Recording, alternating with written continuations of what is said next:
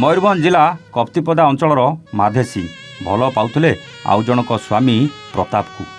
ଏକଥା ସେ ସ୍ୱାମୀର ସ୍ତ୍ରୀ ସାବିତ୍ରୀ ଜାଣିଦେଲା ପରେ ମାଧେ ସିଂ ଆଉ ସାବିତ୍ରୀ ଭିତରେ ସବୁବେଳେ ଝଗଡ଼ା ଲାଗି ରହୁଥିଲା। ହେଲେ ହଠାତ୍ ଦିନେ ମାଧେ ସିଂ କୁଆଡ଼େ ଗାୟବ ହୋଇଗଲେ। ସାବିତ୍ରୀ ଭାବିଲା ଯାହା ହେଉ ଏବେ ମୁଁ ମୋ ସ୍ୱାମୀ ସହିତ ଖୁସିରେ ରହିବି।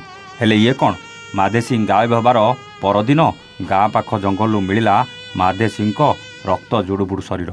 ଆଉ ସେହି ମୃତ ଶରୀରକୁ ଦେଖିଲେ ଲାଗୁଥିଲା ଅତି ବିଭତ୍ସ ଭାବରେ ଧାରୁଆ ଅସ୍ତ୍ରରେ ହତ୍ୟା କରାଯାଇଥିଲା। ହେଲେ ମାଧେ ସିଂକୁ କିଏ ମାରିଲା ଆଉ ଏ ଜଙ୍ଗଲ ଭିତରକୁ ତାକୁ କିଏ ଆଣିଥିଲା, ଏସବୁ ଜାଣିବା ପାଇଁ ଆସନ୍ତୁ ଆରମ୍ଭ କରିବା ଆଜିର ଏ କାହାଣୀ। ହ୍ୟାଲୋ ହାଏ ନମସ୍କାର, ଷ୍ଟୋରି ୱିଥ୍ ପ୍ରତାପର ଆଉ ଏକ ନୂଆ କାହାଣୀକୁ ଆପଣଙ୍କୁ ସ୍ୱାଗତ। ମୟୂରଭଞ୍ଜ ଜିଲ୍ଲା କପ୍ତିପଦା ଅଞ୍ଚଳର ମାଧେ ସିଂ ପ୍ରେମ କରୁଥିଲା ସେହି ଅଞ୍ଚଳର ପ୍ରତାପକୁ।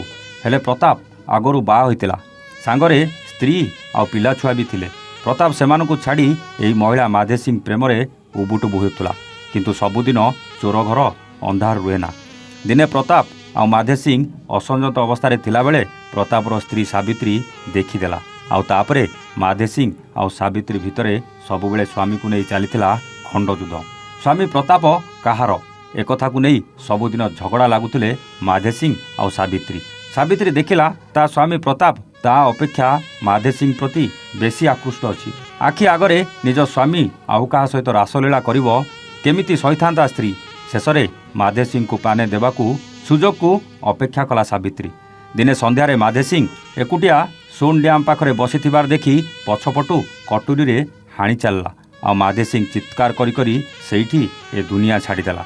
ମାଧେ ସିଂ ମରିଗଲା ପରେ ସାବିତ୍ରୀ ଗାଁର ଦୁଃଖିଆ ଆଉ ଜୟନ୍ତକୁ ଡାକି ତାଙ୍କ ସାହାଯ୍ୟରେ ମାଧେ ସିଂକୁ ଜଙ୍ଗଲରେ ପକାଇ ସାବିତ୍ରୀ ଫେରାର ହୋଇଗଲା। ଜଙ୍ଗଲ ଭିତରେ ମାଧେ ସିଂର ଶବ ପଡ଼ିଥିବାର ଖବର ପୋଲିସ ପାଇଲା ପରେ ଆରମ୍ଭ କରିଦେଇଥିଲା ତନାଘନା। ଆଉ ଶେଷରେ ସାବିତ୍ରୀଙ୍କୁ ଗିରଫ କଲା ପୋଲିସ। ସାବିତ୍ରୀ ପୋଲିସ ପାଖରେ ସବୁ ସତ ମାନି ଯାଇଥିଲା ଆଉ କହିଥିଲା ମୁଁ କିଛି ଭୁଲ କରିନି। ମୋ ସାମ୍ନାରେ ମୋ ସ୍ୱାମୀ ଆଉ କାହାର ହେବ ମୁଁ କେମିତି ସହିଥାନ୍ତି। ମୋତେ ଜେଲ୍ ଭିତରେ ପୂରେଇ ଦିଅନ୍ତୁ ପଛେ, ମୁଁ ଯାହା କରିଛି ପୁରା ଠିକ୍ କରିଛି। ସାବିତ୍ରୀକୁ ସହଯୋଗ କରିଥିବା ଦୁଇ ଗାଁ ଲୋକ ଦୁଃଖିଆ ଆଉ ଜୟନ୍ତକୁ ବି ପୋଲିସ ଗିରଫ କରି କୋର୍ଟ ଚାଲାଣ କଲା। ହେଲେ ପରକ୍ରିୟା ପ୍ରୀତି ପାଇଁ ବର୍ବାଦ ହୋଇଗଲା ତିନିଟା ସଂସାର। ଜଣେ ମଲା ଆଉ ଦୁଇ ପରିବାର ଜେଲ୍ ଭିତରେ ସଡ଼ିବେ। ଆପଣ କହିଲେ ସ୍ତ୍ରୀ ପିଲା ଛୁଆ ଥାଉ ଥାଉ ଆଉ ଜଣକ ସହ ପ୍ରେମ କରିବା ପ୍ରତାପର କ'ଣ ଠିକ୍ ଥିଲା? ନା ମାଧେ ସିଂ ଜଣେ ବିବାହିତ ପୁରୁଷକୁ ପ୍ରେମ କରି ତା ସ୍ତ୍ରୀ ପାଖରୁ ଛଡ଼େଇ ନେବାକୁ ଚେଷ୍ଟା କରିବା ଠିକ୍ ଥିଲା? ନା ସାବିତ୍ରୀ ଯାହା କଲା କ'ଣ ଠିକ୍ କରିଛି? ଏସବୁ ପ୍ରଶ୍ନର ଉତ୍ତର ଆପଣ କମେଣ୍ଟ କରି ନିଶ୍ଚିତ ଜଣାଇବେ। ହଁ, ଖୁବ୍ ଶୀଘ୍ର ଆସୁଛି ରଙ୍ଗ ନମ୍ବର ପ୍ରେମ କାହାଣୀ, ବଣ୍ଟି ବବଲିଙ୍କ ରଙ୍ଗ ନମ୍ବର ପ୍ରେମ, ସବୁଦିନ ରାତି 9ଟାରେ। ଆଜି ପାଇଁ ରହୁଛୁ, ଆମେ ପୁଣି ଆସିବୁ ଆଉ ଏକ ନୂଆ କାହାଣୀ ସହିତ ଷ୍ଟୋରି ୱିଥ୍ ପ୍ରତାପରେ। ସେତେବେଳେ ଯାଏ ନମସ୍ତେ, ଜୟ ଜଗନ୍ନାଥ।